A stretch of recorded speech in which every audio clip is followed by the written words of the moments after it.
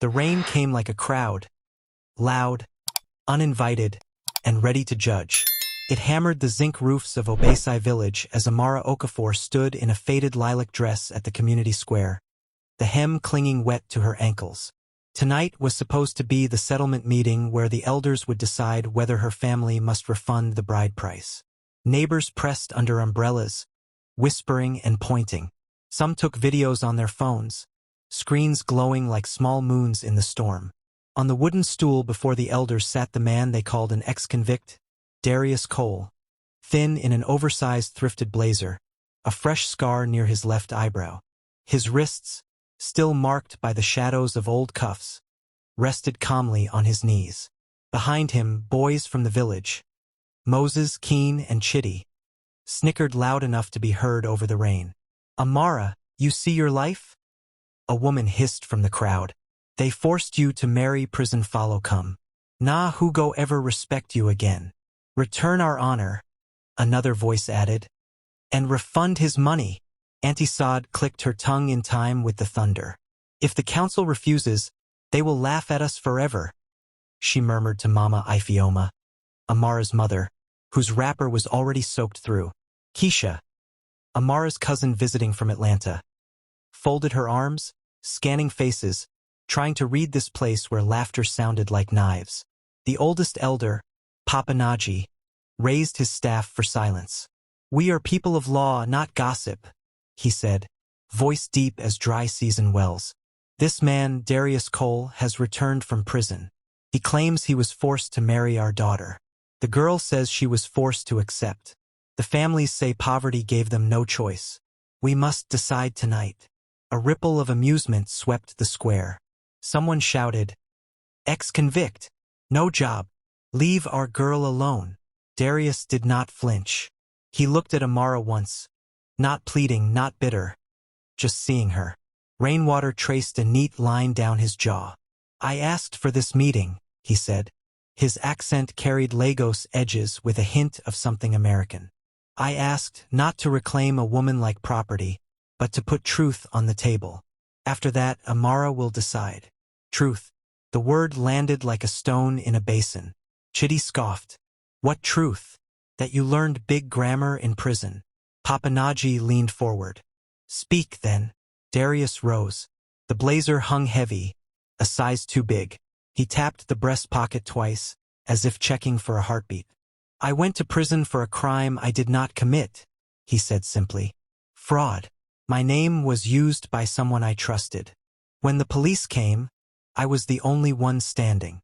He held out his hands. "I did 18 months. Inside, I thought about shame, and I thought about the people who love us when the world stops clapping." The boys jeered. "Tell us the movie version." A truck backfired in the distance like a gunshot. People ducked, then laughed at themselves. Keisha stepped closer to Amara, whispering, "You good?" Amara nodded because there was nothing else to do. Her father had died last year. Her mother's food stall barely kept palm oil and Gary on their table. When the family of Darius approached with an offer, cash to settle debts and a small plot for farming, everyone told her it was God's window. She had looked through and seen a desert. Darius continued, "When I came out, I asked for Amara's hand to make our shame one story instead of two. I believed we could start again, even if the world did not greet us. But I learned she was forced. That changes everything. Then return our bride price and disappear," Moses shouted. Lightning raked the sky. Papa Naji struck his staff. "Quiet." Darius nodded. "I'll return everything and more.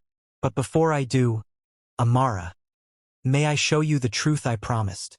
Every head pivoted to the girl in lilac. Amara's throat felt dry despite the rain. "What truth?" she managed. Darius pulled something from the blazer, a worn envelope, damp at the corners. He opened it and took out photographs sealed in plastic, then a folded letter stamped with the crest of a law firm in Port Harcourt. He handed them to Papa Naji, who peered through reading glasses, eyes widening. "What is this?" the elder asked.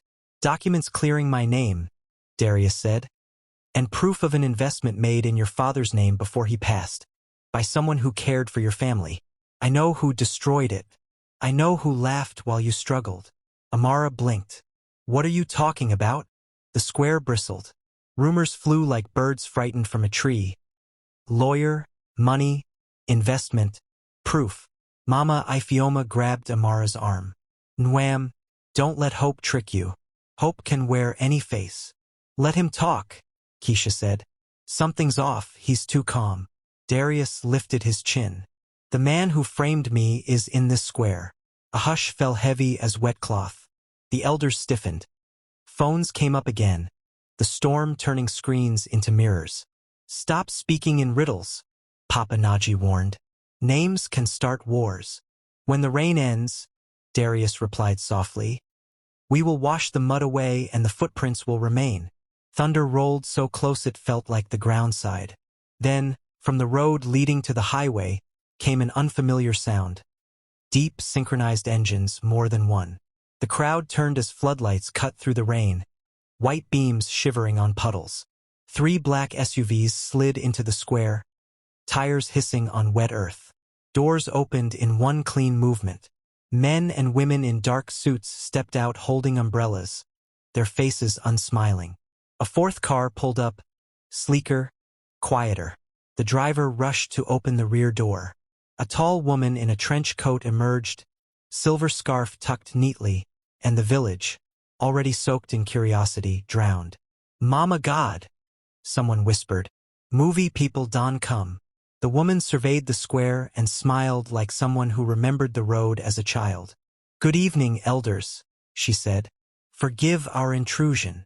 Who are you? Papa Naji asked, his staff inching higher. The woman turned to Darius. You could have called me before this performance.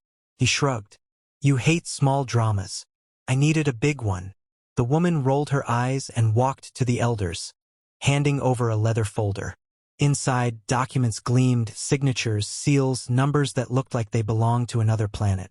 My name is Loretta Price, she said. Chief Counsel for Cole Holdings. People exchanged looks. Cole again. Moses frowned. Cole what? This Nollywood. Darius finally slipped off the heavy blazer and the thrifted mask of his life. The fabric fell away to reveal a crisp white shirt, cut to fit a body that knew discipline. He wasn't a ragged ex-convict in the rain anymore. He was someone else standing under the same sky. He adjusted his cuffs, and a watch peeked out, subtle, expensive, the kind most villagers had only seen on footballers' wrists in magazine photos. Keisha grabbed Amara's hand. Girl. Loretta's voice carried. Elders, Amara Okafor, people of Obaysai, Mr. Darius Emeka Cole is the principal shareholder of Cole Holdings, with interests in logistics, energy, and tech. The criminal case attached to his name was a diversion orchestrated by a former partner. The conviction was vacated last week. The court order is inside. We kept the matter sealed to protect an ongoing investigation. Tonight, Mr. Cole came to tell the truth here, where people chose to laugh at a story they did not finish. Silence thundered louder than rain. Some villagers dropped their phones, then picked them up again, filming faster, as if the truth would run away. Amara stared at Darius, the shirt, the watch, the calm. Why pretend? She asked, the question small and enormous. He looked at her, and for a heartbeat Amara saw exhaustion under the polish, the same tired that had looked at her with humility earlier. I needed to know if anyone would choose me when I had no shine, he said. I needed to find who broke me and used your father's trust to do it. Auntie Saad crossed herself. Billionaire. Disguised billionaire, Chitty echoed, awe struggling with envy.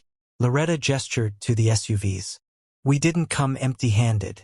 The folder includes funding for a clinic, scholarships, and a microloan program for the market women, Miss Ifioma, that includes your stall. Murmurs swelled. Eyes turned to Mama Ifioma, who blinked like someone waking in a dream she hadn't asked for. Papa Naji bristled. Is this a bribe? It's restitution, Darius said. And gratitude, but it doesn't decide what matters. Amara will. He faced Amara completely now, rain turning the world silver. You were forced into a contract with a man who carried a stain. That man no longer exists. If you want freedom, I will sign it tonight. If you want a chance to know me, we will walk slow. If you want me to leave, I will leave. No one will mock you under my roof, if there ever is one. The words unfastened something in Amara's chest and let in cold air. She had spent months being looked at as if she carried a heavy, embarrassing bag. Now every stare, every whisper tilted toward the same girl, waiting for her to choose. But from the back of the square, a figure in a hooded raincoat broke free from the crowd and moved quickly, boots splashing. Keisha saw it first. Amara, watch! The figure reached under the coat and pulled something metal that caught the lightning. A dull gleam. The market women screamed. The suited guards surged forward, but the rain turned everything slippery and late. The hooded figure pointed the weapon, not at Darius, not at the elders, but at Amara. Tell the truth, the voice rasped, shaking. Tell them what you saw that night by the oil trucks. Say it now, or I will end this story myself. The square went weightless. Darius froze, hand half raised. Papa Naji's staff hovered, useless against steel. A dog barked wildly and then, as if sensing human fear, stopped. Amara's heart slammed so hard she felt the echoes in her palms. Oil trucks. The memory cracked open. Dark road, diesel fumes, a voice arguing. A shadow inside a shadow. She swallowed, eyes locked to the hooded stranger's trembling hands. Say it, the voice cried. Lightning flashed again, carving white lines into the rain. And in that flash Amara finally recognized the eyes beneath the hood. Her lips parted. You! The weapon trembled. A single sound split the storm, sharp and final. And the square screamed. The gunshot cracked the night like dry wood.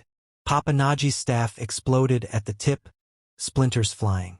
The blast threw noise across the square. People dropped to the mud. Children screamed. The hooded figure stumbled, surprised by their own shot, then jerked the barrel back toward Amara. Don't move, the voice said, raw, shaking. Two of the suited guards lunged. The hood twisted. Another shot hissed past Darius's shoulder and punched a hole through a zinc sign. Cocoa bread 300 Nigerian nairas, sending it spinning. Darius didn't duck. He stepped between the barrel and Amara. One hand out, palm open. Look at me, he said to the hood. Calm, steady. If your hands are shaking, the bullet chooses for you. Don't let a mistake make another mistake. The hooded figure breathed hard. Rain drummed louder, turning everything into a blur. Keisha, crouched beside Amara, slid her phone into her pocket and whispered, On my count, crawl behind the bench. 3, Amara breathed. 2, but the hood moved first. One sidestep, boots slipping, gun spitting fire at the ground, warning, not killing. The guards fanned. Loretta raised her voice. Weapons down. Don't force a panic shot.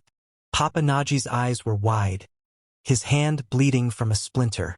Who are you? He asked, voice breaking. Amara looked at the eyes beneath the rim of the hood, brown with a light spot in the left iris, the mark she had noticed many evenings in her mother's courtyard when this person brought news or took tea. Tobe, she said, the name falling out of her mouth like a coin. Tobchaku. The hood twitched. The gun dipped a fraction. And that was all the opening one guard needed. He swept in, arm like a door, knocking the barrel up. The shot went into the empty sky. Darius grabbed the wrist. Another guard kicked the weapon away. It skittered through puddles and stopped at Keisha's shoe. She scooped it with 2 fingers, flung it toward a suit, and yelled, I don't do guns. Tobe ripped free with sudden strength and ran. Don't shoot, Darius snapped. Too many people. He was already moving fast, cutting through the bodies on the ground. Amara stood before she could think. She kicked off her wet slippers and ran after him. Keisha cursed in Atlanta slang and ran too. They chased Tobe past the square, past the stalls where tomatoes floated like small red boats in bowls of rain. The market road fell away to the old depot path by the palm trees. Floodlight from the SUVs smeared across the mud. Tobe vaults a broken fence. Darius follows, light on his feet. Amara squeezes through a gap and tears her dress at the hip. She doesn't care. Amara, Keisha called. Girl, you're not in track team. I saw his eyes. Amara panted. I have to hear the rest. Behind them, Loretta barked orders into a radio. 2 guards peeled off to block the road. The others skimmed the path, spread wide to herd Tobe toward the depot's rusted gate. Tobe hit the gate, rattled the chain, and doubled back toward the palm orchard, then slipped on the slick fronds and crashed to his knees. He scrambled up, turned, and found Darius there, chest heaving, rain slicking his hair to his scalp. Amara stopped a few paces behind, one hand on a trunk to steady herself. Why, Tobe? Darius said. No shout. It wasn't a question for the ears of the palm trees. It was a question for the scar inside the village. Tobe yanked the hood off. His face was thinner than Amara remembered, cheekbones sharp, beard rough with gray. The light spot in his left iris looked almost white under the flood. You should have left, he said. Your truth will burn this place. Darius took a breath. It's already on fire. Keisha reached them, bent double, sucking air. Next time, she wheezed. Uber chase only. 2 guards formed a quiet wall behind Tobe. Loretta arrived, shoes ruined, coat plastered to her. She nodded to Amara. You okay? I'm tired of not being okay, Amara said. Surprised her how true that was. Tobe laughed, a cracked plate of a sound.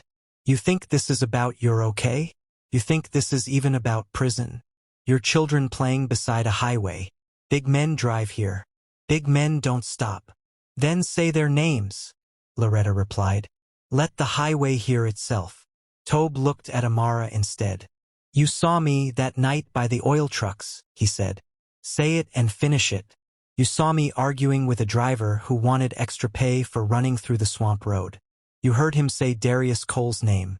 You saw the manifest with Cole Logistics stamped. You heard me tell him to shut up. Say it. Amara swallowed. The memory came back in one clean snap. It had been 3 months after her father died. She was carrying a tray of akara to sell to the night drivers who stopped by the depot gate. The road smelled of diesel and wet iron. Men argued in tight circles. A flashlight cut across documents on a truck door. She saw a stamp. She heard a name. Darius. She hid behind a barrel, heart beating like a drum. She saw Tobe's face, those eyes, lit by a phone screen. He waved money. The driver, a man in American sneakers with a bent heel, took it, swore, and drove into the dark. She had gone home shaking. Mama Ifioma had held her, and they had decided to keep quiet because poverty did not like enemies. Now she said, voice low, I saw you. I saw the stamp. I heard the name. I thought Darius was the one eating from the trucks. Tobe spread his hands. And if I say Darius was the stamp but not the teeth, will you believe me? If I say we used his shelf company because it was quiet and clean and no one would suspect a man who was already carrying a stain, will you believe me? We fed half this village with that traffic. We paid school fees. We eased debts. Your mother, Amara. Don't you put my mother in your mouth. Amara cut in, heat rising. We paid our debts with sweat, not stolen oil. Loretta's eyes narrowed. Which partner built that shelf company, Tobe? Tobe's jaw set. You know the name. Say it, Darius said. The guards' radios crackled. Somewhere behind them, the village buzzed, the square a hive. Thunder rolled, quieter now, like an animal purring under a bed. Tobe looked toward the palms, as if the trees could pick a side. Chief Obiora, he said at last. Your late father's friend. Your council's benefactor. The man who sits in the front row on Sundays and cries when the choir sings. He wanted a clean channel. He gave me your documents, Darius. He told me to put them where they would be useful. He promised protection. When the police needed a name, he gave them yours. When the court needed a face, he gave them yours. He said it's business, not personal. I believed him until I didn't. Amara's stomach turned. Chief Obiora's face bloomed in her mind, wide smile, white kaftan. The way he had patted her father's back the week before the stroke. She thought of the envelope Darius had given the elders, the investment in her father's name that had gone missing. It was him, she whispered. Darius's voice stayed even. Where's the money, Tobe? Moving, Tobe said. Always moving. When the tide goes out, the sand is never where you left it. We have orders, Loretta said. We can freeze. Freeze what? Tobe spat. Want to count? 10? He uses boys with phones and grandfathers with white caps. He uses God and donations and a smile. Darius took a step closer. And you used a gun on a girl you watched grow up. Tobe's shoulders sagged, rain dripping from his lashes. I came to scare her. I came to make her shut the door before the wind knocks it off. You don't understand the size of this. Men like Obiora do not lose. Everyone loses when truth arrives, Darius said softly. Some lose lies. Some lose fear. Loretta's radio snapped again. A voice. Ms. Price, we have local police at the square. They brought an old warrant. For who? Loretta asked into the handset. Mr. Cole. Of course. The old game. Bring paper soaked in yesterday's ink to spoil today. Loretta's mouth became a straight line. Stall them, she said. Show them the vacate order. Already did. The officer laughed. Name? Sergeant Olamide. Tobe laughed with no joy. Obiora's in their phones, too. Darius looked at Amara. Her hair clung to her face. Mud striped her calves. She looked back at him and felt something steady rise through the fear. The same steady that had made her carry Akira in the rain, that had kept her from crying when girls in the village giggled at her second-hand dress. We're not running, she said. We're not, Darius agreed. Loretta turned to Tobe. You're coming with us. You will testify. We will record your statement. Tonight. Tobe shook his head. I don't get to testify. People like me disappear into ditches. But I can put a hand on the scale before I'm gone. He slipped his fingers into his pocket, and every guard stiffened. He pulled out. Not a weapon. An old phone cracked at the corner and held it to Loretta. 2 backups, he said. Voice notes. Chats. Dropped pins. Bank slips no one should photograph. If I die, there is a man in Port Harcourt who will release the rest. If I live, I will say it myself in court. If court still means anything. Loretta took the phone. It does when you bring the right light. Darius nodded at the nearest guard. Walk him, he said. Not arrest. Not drag. Walk. As they moved back toward the square, Amara felt the world tilt again, new shape, new gravity. Her bare feet slapped mud. Keisha touched her elbow. You straight? No, Amara said. But I'm walking. They emerged where the floodlights painted the square. The village had crept closer, curiosity beating fear. Police stood by the elders' table. Dark blue uniforms, rifles held like props. Sergeant Olamide had a neat mustache and a smile that didn't reach his eyes. Well, he said, drawing out the word. Big people and big stories. He wagged a paper. Mr. Darius Cole, you are under arrest for. Loretta stepped into the beam, rain turning her lashes shiny. Vacated. As of last week. High court order. Certified. You will not touch my client. Client. Olamide laughed. Madam Lawyer, this is Obesai. We do law with respect. We will respect the law, Papanaji said, finding his voice as a boy bandaged his hand. Read what they brought. Olamide's smile cooled. He scanned the order Loretta put in his palm. Every line a stone. His jaw tightened. You people think paper will save you, he murmured. Sometimes it does, Loretta replied. Sometimes it buys you time to decide what side of history you enjoy. Tobe stood, hood off, eyes restless. When Olamide saw him, his eyebrows jumped. Ah, brother Tobe, you are wet. Should I lend you my jacket? Tobe looked at the guards, at Darius, at Amara. He made a choice that pulled at his face like a bad stitch. Sergeant, he said, voice flat. Tell your Oga I brought them the phone. Tell him I still have the second. The square heard it. The square understood it. Olamide's tongue touched his teeth. He smiled without warmth. We will all go to the station and drink tea. No, Darius said. We will go to the magistrate tonight, with the elders as witnesses. Or what? Darius didn't raise his voice. Or I will call Abuja. and Lagos, and Atlanta, and everyone who buys oil from men who smile on Sundays. Thunder rumbled again, far off, like a reminder that rain repeats until dry season comes. Olamide's radio chirped. He listened. Something changed behind his eyes, the flicker of a new instruction. He folded the old warrant and slipped it into his pocket. "Fine," he said. "We will go to the magistrate. But not everyone." He pointed not at Darius, not at Tobe. At Mama Ifioma. The square gasped as if one throat. "For questioning," Olamide said almost kindly. "About the investment in her husband's name. About money that passed through her stall. About calls to Port Harcourt." Amara stepped forward, the mud sucking at her feet. "No, my mother doesn't." "Ifioma Okafor?" Olamide went on. "Please come." Mama Ifioma stood slowly, wrapper heavy with rain, dignity intact. She met Amara's eyes and gave a small nod that said, "Be steady, be brave, be your father's child." And then, before anyone could stop it, a new voice broke through the hum, crisp and cold as harmattan. "Sergeant," it said, "if you are taking her, you must take me first." Every head turned.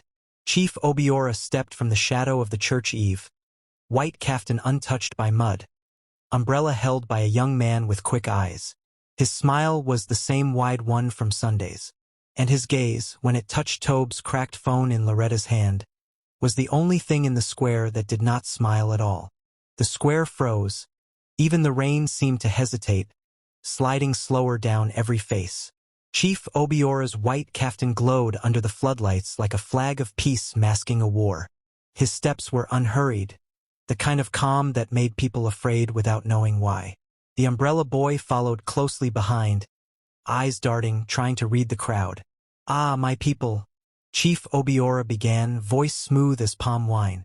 "Why are we gathered like mourners? What is this spectacle in our village square?" Papanaji raised his wounded hand in greeting, wary. "Chief Obiora, this matter concerns the girl Amara and her husband." "Ex-husband," someone muttered.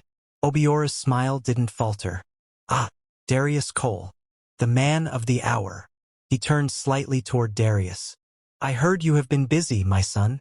I was on my way home when I saw lights brighter than the governor's rally. What's the celebration?" Loretta's hand twitched near her folder. "Chief Obiora," she said evenly, "we were just discussing new evidence about Mr. Cole's wrongful conviction. Evidence that also concerns you." A flicker, barely there, crossed the chief's face. Then he laughed, loud and warm. "Me? Evidence? Madam Lawyer, Lagos people will not kill me with jokes.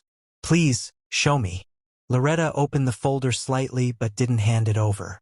"We have signed statements, financial transfers linked to dummy accounts, and witness testimony connecting you to illegal oil transport through the southern pipeline." The laughter stopped. Tobe shifted uncomfortably. The crowd whispered. Mama Ifioma clutched her wrapper tighter. Chief Obiora looked at Loretta, then Darius, then Tobe, each stare a quiet slice. These are serious accusations. Coming from an ex-convict, a stranger from America, and a man who just waved a gun at villagers. The crowd murmured again, this time unsure which truth to follow. "Show them the phone," Darius said calmly. "Let the people hear what truth sounds like." Loretta nodded to one of her guards. He connected Tobe's cracked phone to a small speaker device. The crowd pressed closer, curious. The hum of rain mixed with static. Then a voice played, unmistakable, slow, deliberate. "Chief Obiora's. Use Cole's documents. He won't notice. His name is already mud. When it's done, bury it under his conviction. Send the prophet to the Port Harcourt branch." Gasps rippled through the crowd like wind through tall grass. People looked at Obiora, back at the speaker, then at one another. "That's a lie," the chief said quickly, but his voice was a shade higher than before. "Technology can make any voice say anything these days." Loretta spoke softly. "We can verify the metadata in court, but I'm sure you'd rather we don't." Papanaji stood, trembling slightly. "Chief, is it true? Did you use Darius's name?" Obiora's lips tightened. Papa Naji, you know me. I built this village. I paid for that borehole beside your house. You also paid for silence, Tobe interrupted bitterly. You promised protection, then left me when the police came. The chief's eyes turned sharp. And you promised loyalty. Yet here you are, dirty, broke, and desperate to save your skin. He clapped twice, a crisp sound that startled even the rain. From behind the SUVs, 3 men stepped forward. Not in police uniforms, not in suits, but in the plain, lean clothes of private guards. Their stance was too practiced, too ready. Take the phone, Obiora ordered quietly. One of the men moved. Fast. Loretta's guards blocked him. And suddenly the square erupted. Shouting, pushing, boots splashing mud. A bottle shattered. Someone screamed. Stop! Darius shouted, but his voice drowned in the chaos. Amara grabbed Keisha's arm and pulled her aside as a guard fell, rolling in the wet dirt. The umbrella boy dropped his umbrella and ran. Then, like a single command, a sound split the confusion. A siren. Blue and red lights slashed through the rain. 3 police trucks rolled in, this time not local ones. The emblem on the doors read Federal Criminal Investigation Department, Port Harcourt Unit. A tall female officer stepped out, raincoat glistening. Nobody moves, she barked, voice cutting through the storm like a machete. Drop your weapons. Her team moved with precision, sweeping through the square, disarming, separating, surrounding. Olamide's smirk faded as he recognized her. Assistant Commissioner Uduak, he stammered. We weren't. Sergeant, I know exactly what you were doing, she said, flashing a warrant in a clear bag. Chief Obiora, you are under arrest for conspiracy, fraud, and obstruction of justice. The chief's face hardened. Do you know who I am? Yes, Uduak said coolly. That's why we came ourselves. Gasps again, this time tinged with awe. 2 officers moved to cuff Obiora. He resisted at first, then stopped, lifting his chin. I warned you, Cole, he said quietly, almost a whisper only Darius could hear. You think this is victory, but you don't understand how deep roots grow. You can cut the tree, it will still bleed sap. Darius met his eyes. Then I'll drain every drop of it. As the officers led the chief toward their truck, villagers followed, whispering. The chief's white caftan dragged in the mud, leaving a streak that would stain beyond washing. When the sirens faded into distance, the square was left with its silence and rain. Amara's knees felt weak. She turned to Darius, water dripping from her lashes. Is it over? She asked. Darius's voice was low. The truth is out, but it's never over. Not here. Tobe stepped forward. He's right. Obiora had friends. Men in high places who drink from the same pot. They won't forgive what we did tonight. Loretta looked up from her phone. Then we stay ahead of them. The press already has the files. I just sent them. Papa Naji approached slowly, leaning on his staff. Mr. Cole, he said, eyes filled with something between apology and wonder. Our village mocked you. We mocked Amara. We believed gossip before grace. We see now what blindness can cost. He turned to the villagers. Let no one call this man ex-convict again. He has carried his shame with honor. Murmurs of agreement rolled through the people. Women nodded. Men avoided Darius's eyes, embarrassed. Someone began to clap, softly at first, then louder, until the whole square echoed with it. Darius raised a hand, humble. Don't clap for me. Clap for her. He pointed to Amara. She stood still, rain tracing her face, torn dress fluttering in the breeze. She believed the truth could still mean something, Darius said. And it did. The applause deepened. Mama Ifioma smiled through tears. Keisha grinned, whispering, Girl, you're trending by morning. Amara laughed weakly, shaking her head. I don't want fame. I just want peace. Darius took a slow breath. Then peace you'll have. But Amara, he paused, eyes meeting hers. What happens now depends on you. I came here ready to walk away or start again. The choice is still yours. Her heart stuttered. The whole village watched. She looked at him. Not the billionaire, not the accused, but the man who had stood in front of her when bullets flew. The rain softened into mist. I don't know what love means in your world, she said softly, but I know what kindness means in mine. Let's start from there. A quiet smile curved his lips. Then that's where we'll begin. He reached out his hand. She hesitated only a heartbeat before taking it.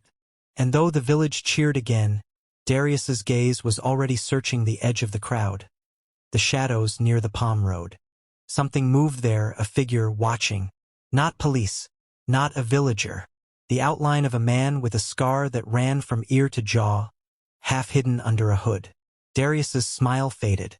He squeezed Amara's hand gently and whispered, "Stay close. This story isn't finished yet." The camera of the moment seemed to pull back. The soaked square, the flickering lights, the faint echo of distant thunder. And as the last of the sirens disappeared into the night, that shadow by the palm trees turned away and vanished. Tell us your thoughts in the comments section below. Don't forget to subscribe for more breathtaking African stories like this. And let us know where you're watching from. The next morning came slow and heavy, like a sky too tired to lift its own light. Obesai village was quiet, unnaturally so. The storm had passed, leaving behind puddles that mirrored broken zinc roofs and sagging banners. Smoke from early cooking fires curled lazily into the gray air. Roosters crowed, but even they sounded cautious, as if afraid to wake the ghosts of last night. Inside Mama Ifeoma's small compound, the smell of pap and fried plantain lingered in the air. Amara sat on the wooden bench outside, her fingers tracing the grooves on the wet table. She had barely slept. Her mind replayed everything: the gunshots, the voice notes, Darius standing between her and danger, Chief Obiora's arrest. She could still hear the crowd whispering her name long after the sirens had gone. The girl who married an ex-convict. The girl whose husband turned out to be a billionaire. Some said she was lucky. Others said she was cursed. The gate creaked. Keisha stepped out, wrapped in a towel, steam rising from her hair. "Girl, you been up since before the chickens?" Amara smiled faintly. "Couldn't sleep." Keisha dropped onto the bench beside her. "You don't say. You went from being the village's biggest gossip topic to the face of redemption in one night. That's a lot. I didn't want any of this. I know, but destiny doesn't ask permission, baby girl. It just walks in wearing muddy shoes." They both chuckled softly, then fell into silence. Through the mist, they saw Darius approaching from the road. He'd changed out of the tattered blazer. Now he wore a simple gray shirt and black jeans. His walk carried that easy confidence of a man used to cities, but his eyes softened when he saw them. "Morning," he said. "Morning." Amara and Keisha echoed. He carried a brown envelope and a folded newspaper. "Port Harcourt Times," he said, dropping it on the table. The headline screamed in bold black letters: "Billionaire cleared of fraud. Chief Obiora in custody." Below it, smaller print read, "Anonymous village witnesses help expose oil theft ring worth billions." Keisha whistled. "Oh, you famous now. Netflix should call any moment." Darius gave a small smile, but his face stayed serious. "They'll call for blood before they call for truth. Obiora's men will be angry, and they'll come here first." Amara frowned. "What do you mean?" "Obiora had partners, politicians, businessmen, even police officers. They'll want to destroy evidence and anyone who carries it. That includes Tobe, Loretta, and you." "Me?" Amara's voice cracked. Darius nodded. "You witnessed the oil trucks. They'll think you still have more proof." Keisha's tone dropped. "So what's the plan?" Darius opened the envelope. Inside was a key and a slip of paper. "Loretta's team left early this morning for Port Harcourt with the original files. I'll join them tonight, but I can't leave knowing this village isn't safe." "You want to fight the whole syndicate alone?" Keisha asked. "Not fight," Darius said quietly. "Expose. The right way this time." He looked at Amara. "There's something your father left before he died. Something I only discovered last night." Amara's heart skipped. My father. Darius handed her a smaller envelope. Inside were old photos, one of her father standing beside a truck painted with the logo Cole Logistics. Behind him was a younger Darius smiling proudly. Amara blinked, confused. You knew my father? I did, Darius said. He worked with my company years ago before everything fell apart. He was one of the few who believed me when I was first accused. When I went to prison, he lost his own contracts for defending me. He didn't tell you because he didn't want you to carry my burden. Amara's eyes glistened. He believed you? He said one thing I never forgot, Darius replied. In this life, truth walks with a limp, but it still reaches the finish line. She wiped a tear. That sounds like him. Darius nodded. That's why I came back here first. I thought I owed his family, your family, the truth before I reclaimed my name. Keisha crossed her arms, softening. You know, that's the most humble billionaire speech I've ever heard. Darius chuckled faintly, but his expression soon darkened. We don't have much time. Last night, I saw someone watching from the palm grove. A man with a scar. Amara stiffened. I saw him too. Who is he? His name's Namdi, Darius said. Obiora's enforcer. He's the one who made sure people like Tobe stayed quiet. If he's here, it means he's cleaning up. Before they could respond, a knock came at the gate. Sharp, hurried, anxious. Keisha stood, whispering, Please tell me that's the Akara lady. Mama Ifioma appeared, opening the gate cautiously. A boy about 10 years old stood there, panting, barefoot, clutching a torn paper. His voice trembled. Uncle Darius. Auntie Amara. They took him. They took Uncle Tobe. Darius rushed forward. Who?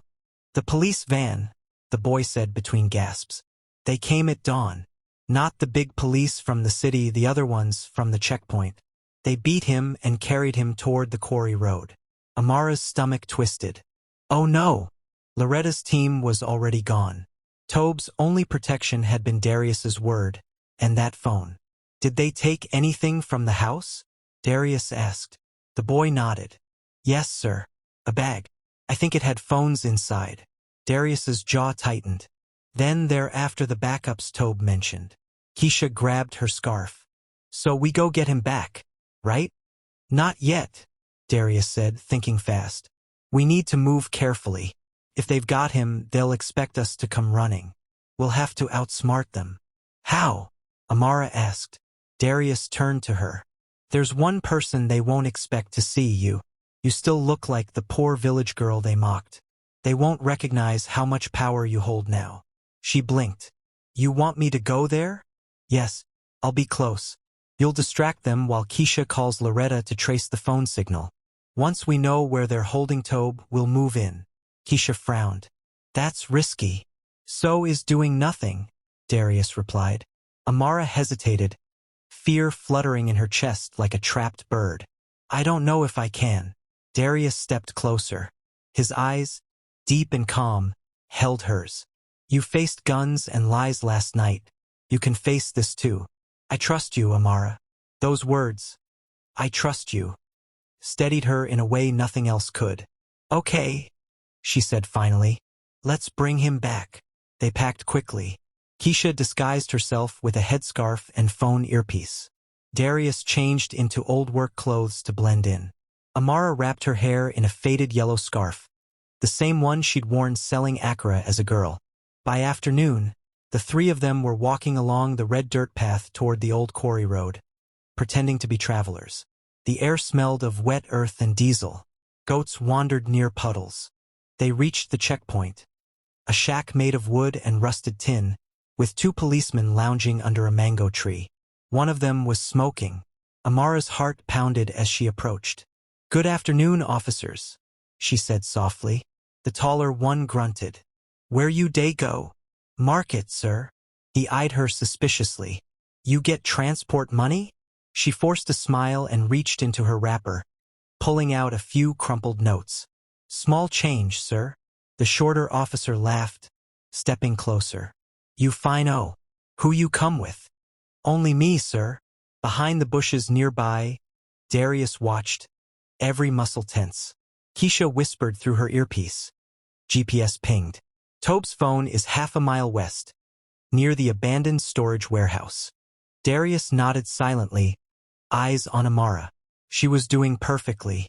The tall officer stretched, pretending to yawn, and dropped his cigarette. Go quick, woman. No trouble here today. Thank you, sir. As Amara turned away, she caught sight of something behind the shack. A police van, doors slightly open. Inside, she glimpsed a shape. A man, bound, head slumped forward. Tobe. Her breath caught. She turned back, voice trembling. Please, sir. I dropped something. The officer waved lazily. Pick it fast and go. Amara bent slowly, pretending to search the ground, and whispered under her breath. He's here. Darius heard it through the tiny mic clipped to her scarf. His eyes hardened. In one swift motion, he signaled Keisha. She sent the coordinates to Loretta's team. But before they could move, another sound sliced through the air. The low growl of an engine. A black SUV approached from the far road, its windows tinted, tires slicing through the mud. Amara froze. The car stopped beside the shack. The driver stepped out, tall, muscular, face scarred from ear to jaw. Namdi. Darius's heart slammed. Amara, get out of there, he whispered, but she couldn't move. Namdi's cold eyes had already found her. He smiled, cruel and slow. Well, the poor village girl everyone's talking about. He nodded at the officers. Put her in the car. The taller officer hesitated. Sir, now. Amara tried to run, but Namdi grabbed her arm with frightening speed. She gasped as he shoved her into the back seat, door slamming shut. Darius leapt from the bushes, shouting, Let her go! Namdi turned, smirking. Come for her, billionaire. Then the SUV roared to life, spinning mud into the air as it sped down the road, with Amara inside. Darius broke into a run, heart pounding, mud flying under his feet. But the car was already disappearing into the forest path. Keisha screamed after him. What do we do now? He didn't stop running. We find her, he said breathlessly. Even if I have to burn this whole forest down. The road ahead curved into shadow. Somewhere in that darkness, Amara's voice cried out, and was swallowed by the sound of the engine. The forest swallowed the road whole. Red mud splashed under Darius's boots as he ran, branches whipping his arms, his breath ragged and hot. The sound of the SUV faded, leaving only the echo of spinning tires and the faint cry that had ripped through him like a blade, Amara's voice. Keisha was behind him, struggling to keep up. Darius, wait! You can't outrun a car. He didn't answer. The rage in his eyes burned like gasoline. Every muscle in his body screamed, Don't stop. Not again. When the road split, he stopped suddenly, scanning the twin paths. One veered toward the quarry. The other curved toward the river. He crouched, tracing tire marks with his fingers. The mud told the story, fresh, deep, and leading downhill. River Road, he muttered. Keisha bent beside him, gasping for air. You sure? I built half of these roads years ago, he said, jaw tight. I know where they lead. He turned toward the path. Come on. Inside the SUV, Amara's heart pounded against her ribs. The smell of oil and dust filled her nostrils. Namdi sat beside her, his pistol resting casually on his thigh. The driver, a thick-necked man in a brown jacket, said nothing. Amara tried to steady her breath. Where are you taking me? Namdi's scar twisted when he smiled. To finish what your husband started. I didn't do anything to you. No, he said, glancing at her. But you're useful. Obiora may be in custody, but his partners still need leverage. A woman who can make Darius Cole kneel, that's leverage. She clenched her fists. You think you can scare me? You people already took everything. My name, my peace. Namdi leaned close, his voice a low hiss. Then you should have stayed, poor little girl. The rich world bites back. Amara turned her face away, forcing herself not to cry. She thought of Darius, how he had stood between her and death, how he had looked at her with trust. She could not break that trust now. Outside, the trees began to thin, giving way to an open clearing. In the distance, she saw the outline of an old structure. An abandoned warehouse, its roof caved in, its walls streaked with moss and rust. The SUV stopped. Namdi stepped out first, pulling Amara roughly by the arm. "Move!" Inside the warehouse, the air was thick with damp and the faint metallic scent of oil. A single bulb swung from the ceiling, powered by a portable generator that coughed and wheezed. Two men sat near crates, guns slung across their shoulders. "Boss," one said. "We didn't expect her so soon." Namdi grunted. "The others can't reach Obiora. Phones are down. This girl will bring Cole to us. Alive." He turned to Amara, forcing her into a chair. "You'll make a call." "To who?" she asked. He tossed her phone onto her lap. "To your husband. Tell him where you are. Tell him to come alone." Amara stared at the phone. Her hands trembled, but her mind raced. If she called, Darius would walk into a trap. If she didn't, they'd kill her before sunset. She took a deep breath and slowly dialed, but not Darius's number. Instead, she pressed Keisha's, hidden under a code name. Half a mile away, Darius and Keisha reached a small ridge overlooking the forest clearing. Below them sat the old warehouse, just as he'd suspected. Keisha held up her phone. "Signal's weak. Wait. Someone's calling." She looked at the screen and froze. "It's Amara." Darius's chest tightened. "Answer it." Keisha did, and immediately heard Amara's trembling voice. "Darius, they have me at the old storage warehouse near the river bend. Please come. Alone. Don't bring anyone." Keisha caught the faint hitch between the words alone and don't bring anyone. "She's using a code," Keisha whispered. Darius frowned. "What code?" When she said, "alone," she hesitated. "That means don't come without backup. She used to do that when we were in school and her mom was listening in on calls." Relief flickered briefly in his eyes. "Smart girl." Keisha's phone buzzed again.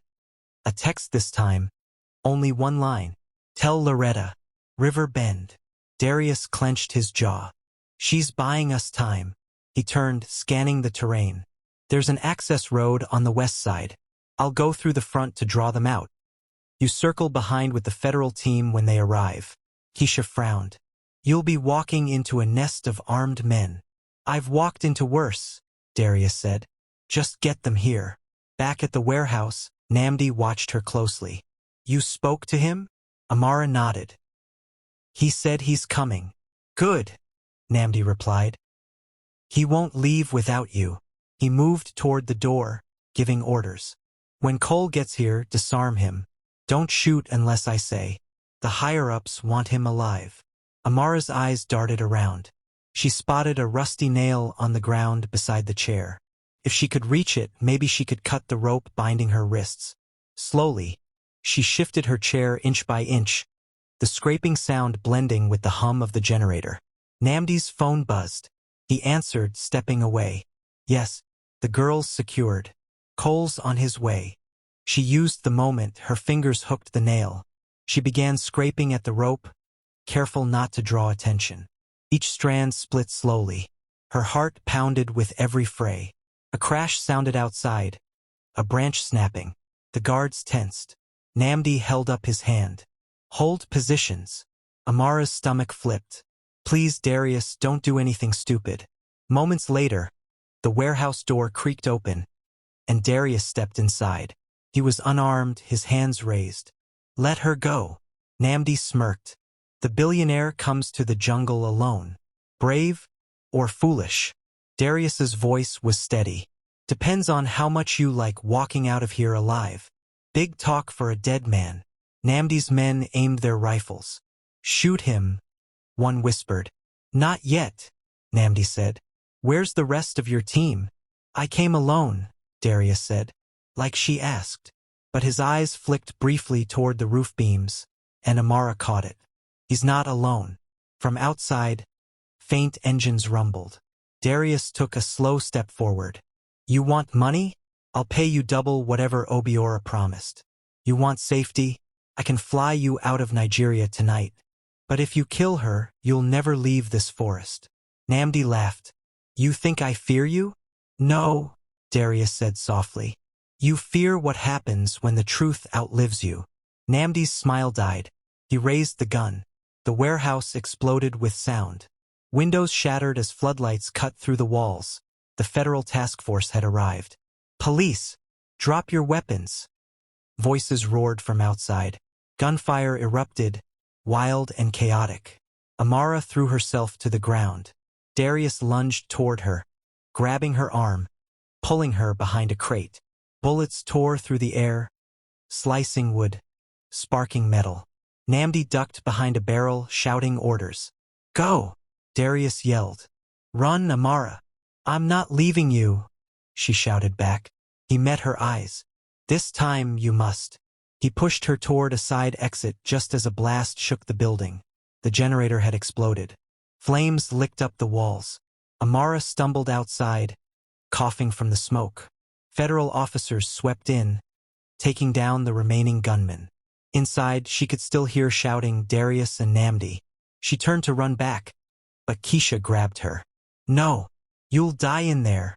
Let me go, Amara cried, tears streaking through soot on her cheeks. And then silence. The gunfire stopped. The flames crackled louder. Seconds later, a figure staggered through the smoke. Darius. His shirt was torn, his arm bleeding, but his eyes were alive. He stumbled toward her, collapsing into her arms. Behind him, Namdi was dragged out by officers, handcuffed, his face burned and twisted in fury. You think this ends here? Namdi spat, coughing. You don't know how many heads this snake has. Darius turned weakly, voice rasping. Then we'll keep cutting till it stops moving. Amara held him tight, her tears falling into the dust. Keisha exhaled shakily. Girl, I think I just lived through an entire action movie. Amara smiled through her tears. It's not a movie. It's our life. Sirens wailed again as backup arrived. The officers led Namdi away. Darius leaned against Amara, breathing hard. It's over, she whispered, but Darius shook his head faintly. No, Amara. It's only beginning. He reached into his pocket and pulled out a folded note, burnt at the edges, the kind that looked too important to be destroyed. What's that? Keisha asked. Darius stared at it grimly. A message Namdi had on him, from someone higher. He handed it to Amara. The note read only one line. If Cole speaks, activate Phase 2. Target the girl. Amara's blood ran cold. Phase 2, Keisha whispered. Darius looked out toward the trees, where the smoke met the sunrise. We haven't seen the last of them, he said. And whoever's behind this just made it personal. The forest smoldered long after sunrise. Thick gray smoke curled above the treetops, and the once green leaves were now coated in black dust. The air reeked of diesel, gunpowder, and sweat. Birds circled overhead, confused by the sudden chaos in their quiet world. Darius sat on the tailgate of a police truck, his left arm bandaged. He winced as Loretta disinfected a graze across his ribs. The medics worked quietly around them, stepping over bullet casings and broken glass. Keisha paced nearby, her hair tied back, phone pressed to her ear. Yes, ma'am. Yes, we found Amara. She's safe. The federal team neutralized the suspects. What's next? Okay, copy that. She ended the call and sighed. Loretta's flying back to Lagos tonight to brief the ministry. They're taking this higher up the chain. Amara sat on a rock a few feet away, a blanket draped around her shoulders. Her clothes were streaked with soot. Her eyes were distant, haunted. Every time she blinked, she saw Namdi's scar, the gunfire, the burning warehouse. Darius turned toward her, voice gentle. You did well back there. Amara shook her head. I almost got us all killed. No, he said firmly. You bought us time. You gave the team a way in. Without that call, we'd be burying people right now. Her lips trembled. I don't feel brave, Darius. I feel broken. He looked at her for a long moment. Courage isn't about feeling brave, Amara. It's about standing when your fear wants you to kneel. Keisha exhaled loudly, breaking the silence. Okay, deep quotes aside, what's our next move? Because that note? She pointed to the folded scrap still clutched in Darius's hand. Sounds like something straight out of a spy movie. Darius unfolded it again, staring at the words. If Cole speaks, activate phase 2, target the girl. He clenched his jaw. They're not bluffing. Someone else is pulling the strings. Obiora wasn't the head. He was the mask. Loretta closed her first aid kit. We'll take this to the capital. I've already contacted Interpol. But until the government issues protective custody, you both need to disappear for a while. Disappear? Amara repeated softly. Loretta nodded. Lay low. No phones. No public appearances. Let the dust settle while we trace the remaining accounts. Keisha raised an eyebrow. You mean go into hiding like fugitives? More like survivors, Loretta corrected. There's a safe estate outside Enugu, secure, off-grid, under federal protection. Stay there for a week. Amara hesitated. And what about my mother? Loretta smiled faintly. She'll be protected too. She's already on her way to stay with your aunt in Nsukka. Amara breathed out, relieved. Darius stood slowly, testing his arm. We'll leave tonight. Loretta gave him a look. You should rest. He smiled wryly. Rest and I don't get along. By evening, the convoy rolled out of the forest. 2 black SUVs and a police escort.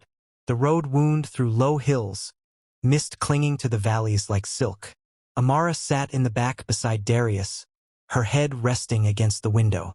Keisha hummed softly in the front seat, scrolling through photos on her phone. After an hour, they left the main highway and followed a dirt trail into the hills. The estate appeared suddenly, hidden behind a wall of tall bamboo.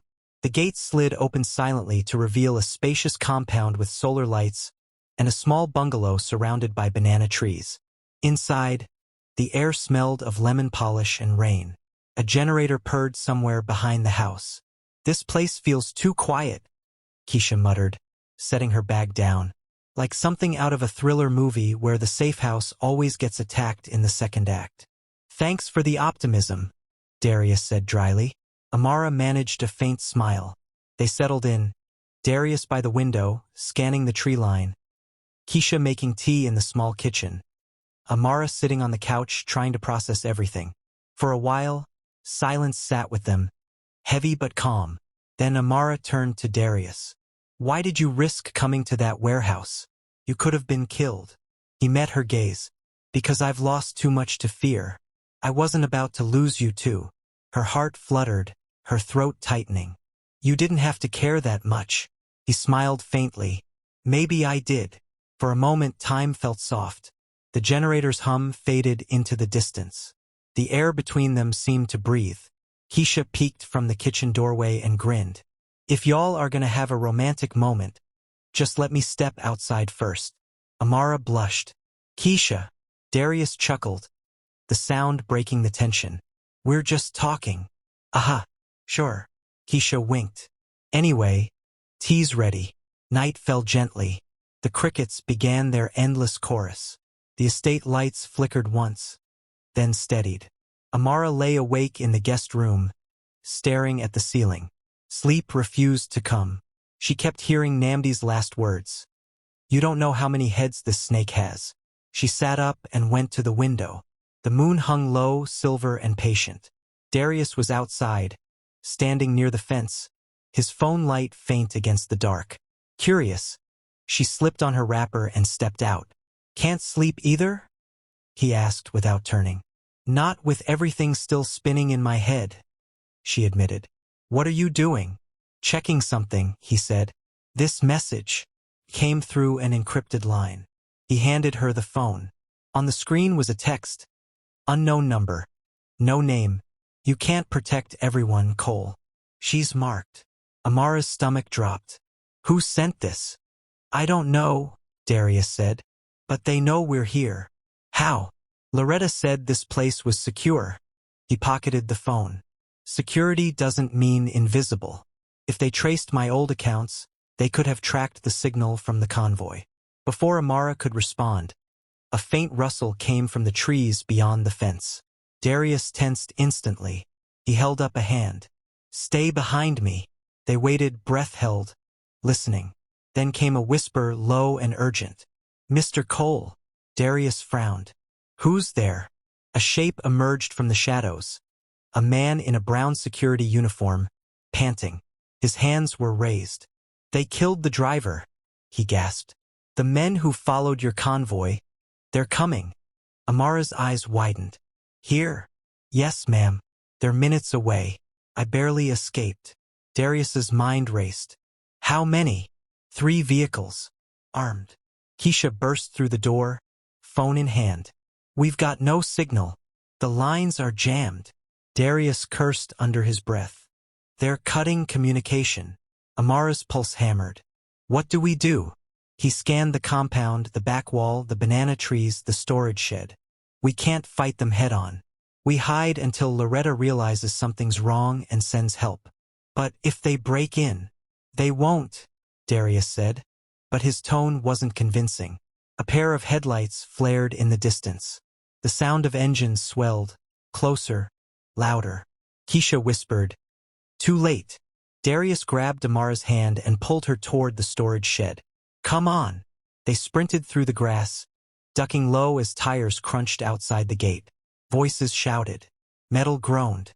The first gunshot shattered the night. Amara flinched as Darius shoved her behind stacked crates. Keisha slid in beside them, clutching a wrench. More shots. Boots on gravel. A flashlight beam swept across the compound. Darius whispered, "Stay quiet. Don't move until I say." The door creaked open, slow, deliberate. A figure stepped in, gun raised. Amara's heart stopped. The beam of the flashlight hovered inches from her face.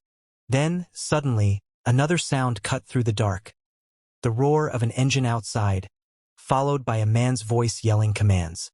"Federal Security Bureau, drop your weapons." Gunfire erupted again, but this time from both sides. Darius peeked through a crack and saw black uniformed agents storming the compound. Loretta's reinforcements, arriving just in time. The attackers were trapped between two forces. Within minutes, the fight was over. 3 men lay handcuffed on the ground. The others fled into the forest. Amara stepped out slowly, shaking. "Is it over?" Loretta ran in, her coat soaked with sweat and rain. "For now." Keisha let out a hysterical laugh. "Girl, your life is like 8 seasons of Netflix drama in 1 week." Amara half smiled, half cried. "I didn't ask for it." Loretta looked at Darius. "Whoever this group is, they're better organized than we thought. The note, the attacks, the timing, this is bigger than Obiora. He was just a middleman." Darius nodded grimly. "Then we find the real head." Loretta's gaze hardened. "And I think I know where to start." One of the captured men mentioned a name. "The board." "The board," Keisha repeated. "What is that?" Loretta's eyes met Darius's. "A secret consortium of elite businessmen, politicians, tycoons, foreign investors. They've been funding illegal oil operations for decades. And apparently," she hesitated, "your father once sat among them, Darius." Silence fell like a stone. Darius's breath caught. "My father." "Yes," Loretta said quietly. "Which means this isn't just about revenge anymore. It's about legacy." The room went still. Amara stepped closer, her voice trembling. "What does that mean?" Darius looked at her, eyes dark, distant. "It means," he said slowly, "the man I've been fighting against might be the man who taught me everything I know." Tell us your thoughts in the comments section below.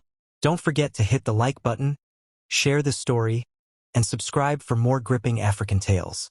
And hey, comment where you're watching from. We love hearing your city. The next morning carried the silence of aftershocks. Heavy, uncertain, stretched thin over the hills like mist. Inside the safe house, the smell of burnt rubber and gunpowder lingered. Amara stood by the window, staring out at the damaged gate, her arms wrapped tightly around herself. She could still see flashes of the night before. Headlights cutting through smoke, bullets sparking against the walls, Darius shouting her name. Now the world was too still.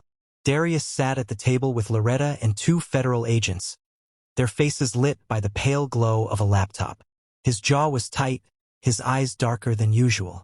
Loretta clicked through documents, voice low but firm. These files confirm it. Your father, Matthew Cole, was on the founding list of the board. It started as a legitimate investment alliance 20 years ago.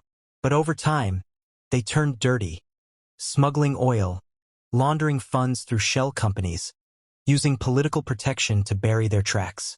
Keisha sat on the couch, rubbing her temples. So basically, y'all's father was the godfather? Loretta ignored the comment. Darius, these transfers show Cole Holdings was used to funnel their profits. Some accounts are still active under ghost directors. Darius's voice was gravel. He died when I was 19. I took over after the crash. I didn't know. Loretta cut him off gently. You didn't, but someone made sure you never did. After your father's death, the board used your name, your business, and even your downfall to hide their own crimes. When Obiora framed you, it was their way of cutting ties with the one man who might uncover them. Amara stepped closer. And now they're after you because you're getting too close. Not just me, Darius said, looking up. Us. The room fell silent. Keisha frowned. So what's next, boss? We can't keep running forever. Loretta's fingers paused over the keyboard. We take the fight to them in public. The board hides in darkness because exposure kills power. We leak the documents, release the names, make it impossible for them to silence us quietly. That's dangerous, Amara said. Loretta nodded. So is breathing in this line of work. Darius leaned back, deep in thought. If we go public, they'll retaliate. They'll go after everyone connected to me. That includes Amara's family. I've already arranged protection for Mama Ifioma and your cousin, Loretta replied. They're safe. But this has to happen fast. The longer we wait, the more time the board has to erase itself. Darius's eyes met Amara's. This could destroy my father's name. She held his gaze. Or it could redeem yours. That line cut straight through the fog of doubt. He stood, shoulders squared. Then we do it. Tonight. By sunset, preparations were in motion. Loretta coordinated a press drop from Lagos. Encrypted drives, verified files, and a digital press conference scheduled for midnight. Federal agents secured the perimeter.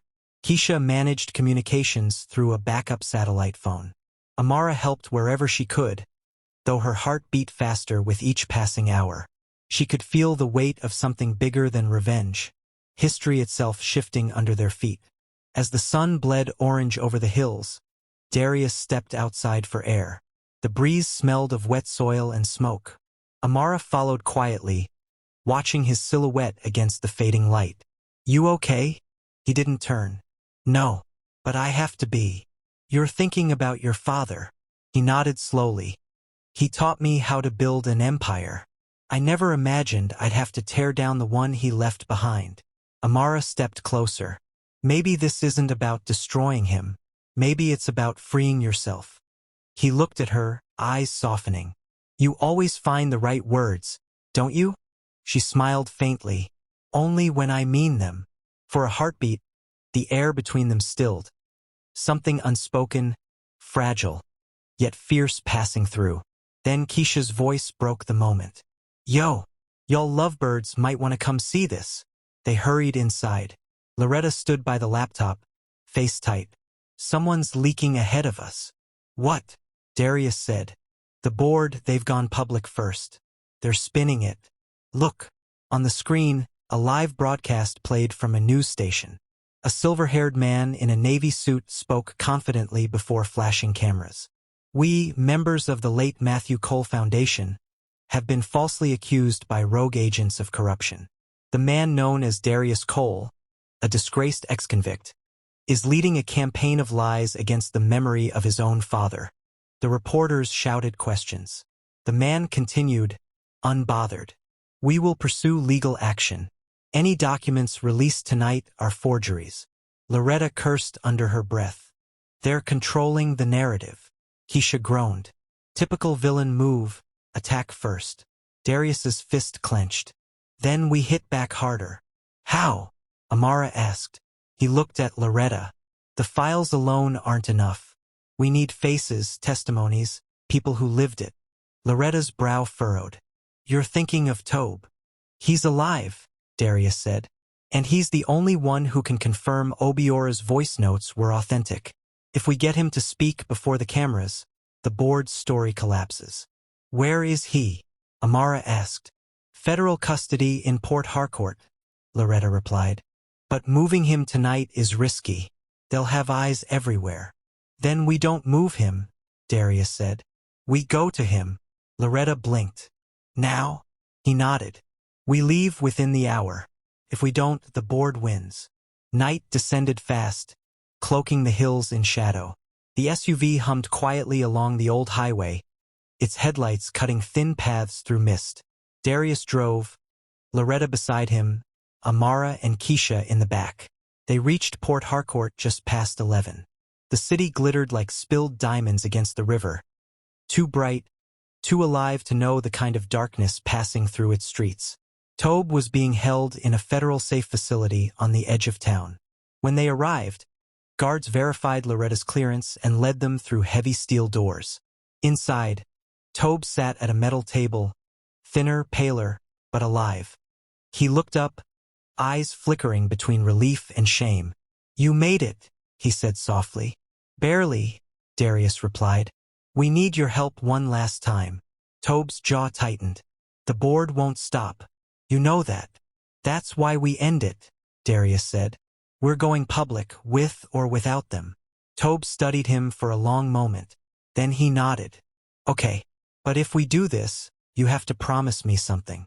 What? Protect the girl, Tobe said quietly, glancing at Amara. She's their target now. The board wants her silenced. Amara stiffened. Why me? Tobe hesitated. Because of what your father knew. He wasn't just my friend, Amara. He was the whistleblower they never caught. The one who started collecting evidence before he died. You're his daughter, and his evidence still exists. Darius's eyes widened. Where? Tobe's voice dropped. He hid it. In Obesai. Amara's breath caught. In our village? Tobe nodded. Your father buried a ledger, detailed transactions, bank routes, everything. Somewhere near his old farm. He told me before the stroke that if anything happened to him, the truth would find its way home. Darius's heart pounded. That ledger could destroy the board completely. Loretta stood, adrenaline flooding her voice. Then we have to get it before they do. Keisha's eyes widened. Hold up. You mean we're going back to the same village that tried to marry this girl off to a fake ex-convict and is probably crawling with spies? Darius nodded. Exactly. Amara looked down, voice trembling. That's my home. Darius took her hand gently. Then that's where this ends. As they left the facility, the night wind swept through the open gates. Darius looked at the road ahead, long, dark, and winding. He could feel the weight of destiny pressing against his chest. Amara squeezed his hand. Steady. We started with shame, she said softly. Maybe we'll end with truth. He glanced at her, a faint smile tugging at his lips. And maybe, he said, truth will finally limp its way to the finish line. But as they drove off into the night, a lone black car peeled from a side street, headlights off, following at a quiet distance. Inside sat a man on a phone, whispering, They're heading back to Obesai. Phase 3 begins now. The road to Obesai felt longer than before. The SUV hummed through the sleeping countryside, its headlights slicing through mist and silence.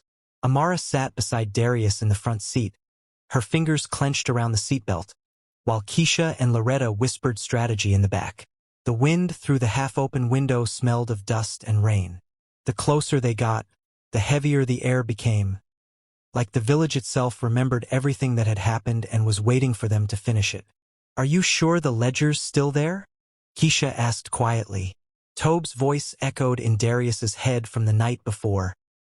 He buried it where the land remembers him. Darius nodded. Your father's farm, Amara. The old cocoa field. Amara's throat tightened. She hadn't stepped foot there since her father's burial. If he really hid something, it would be near the mango tree by the well. That was his secret spot. Darius's grip on the steering wheel tightened. Then that's where we start. By dawn, they reached the outskirts of Obesai. The village was just waking up. Smoke rising from cooking fires, goats bleating lazily, distant voices calling out greetings. But beneath that normal rhythm, something felt wrong. No children playing. No laughter. Just a watchful stillness. Loretta frowned. Everyone's too quiet. Darius slowed the car. They know we're here. Keisha peered out the window. How? We told nobody. Doesn't matter, Darius said. Keep your eyes open. They parked near the edge of the cocoa farm, hidden behind a thicket of banana trees. The ground was still damp from yesterday's rain, soft and red. Birds fluttered overhead as they stepped out. Amara led the way, her heart pounding. Every tree, every stone carried a memory, her father teaching her to till soil, her laughter echoing through the fields. This way, she whispered.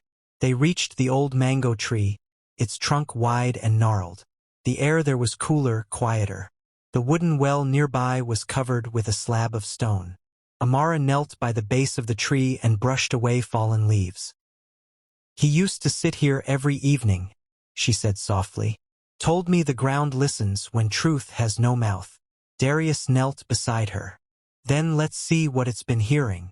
Loretta handed him a small digging tool from the SUV. They started digging carefully, silently, the red earth soft under their hands. Keisha kept watch, scanning the tree line. Minutes passed. Then the tool struck something solid. Clink. Amara gasped. There. Darius brushed away the dirt.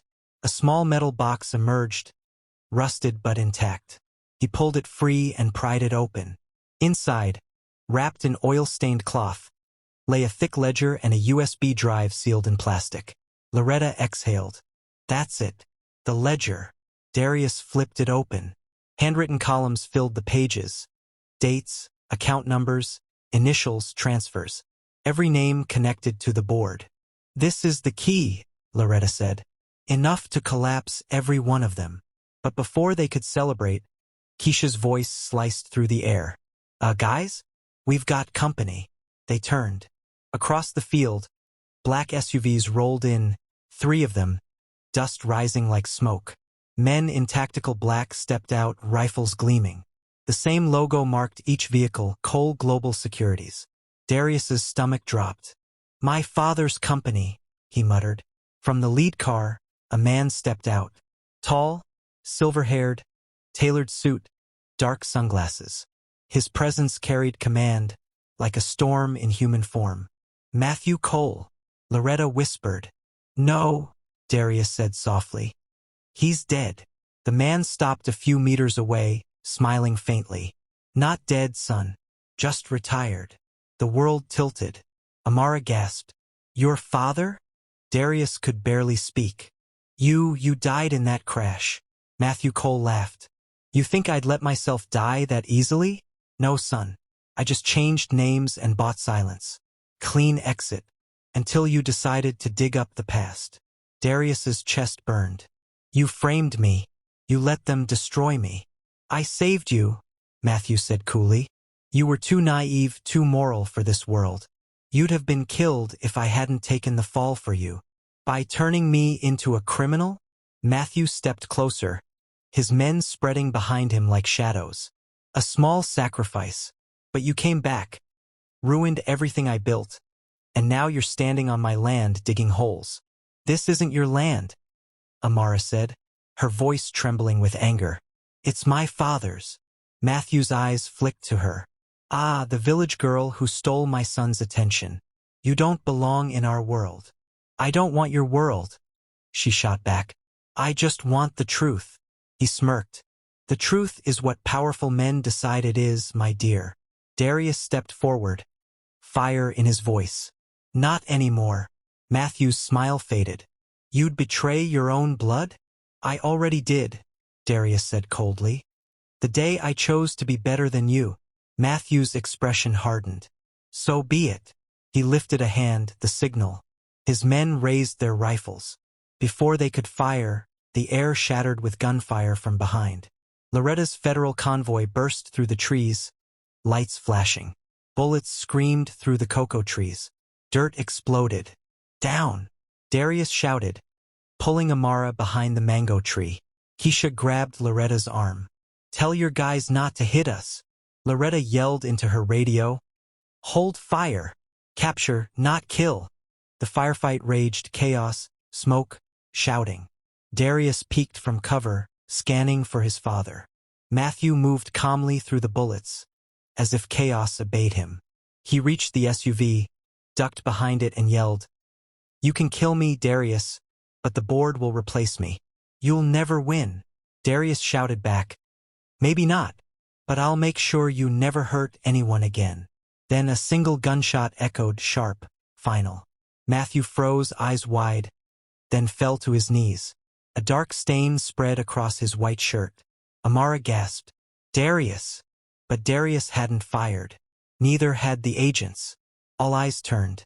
Keisha lowered the smoking pistol in her trembling hand. He was about to shoot you, she whispered. Darius stared at her. Shock, grief, relief all colliding. Keisha, she swallowed hard. I didn't plan to. My hands just moved.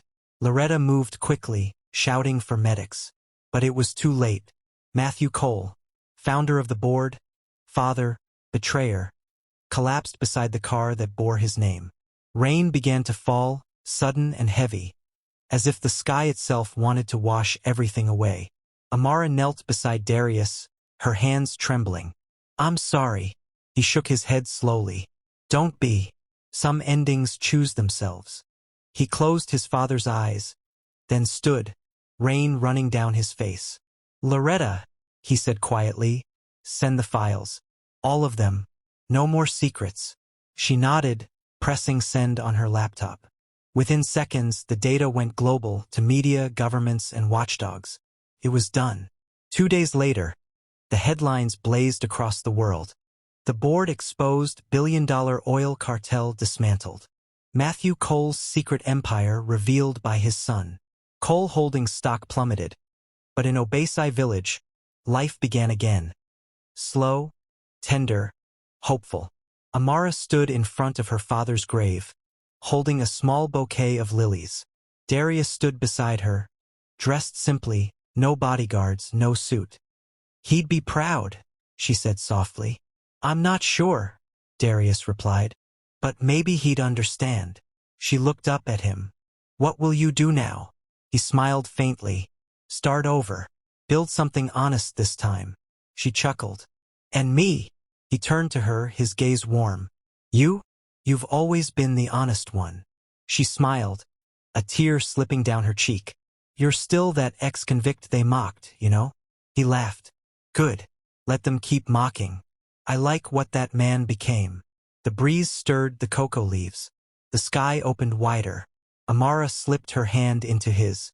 Maybe this time, it's a beginning, not an ending. He squeezed gently. No masks, no secrets. Just truth, she said.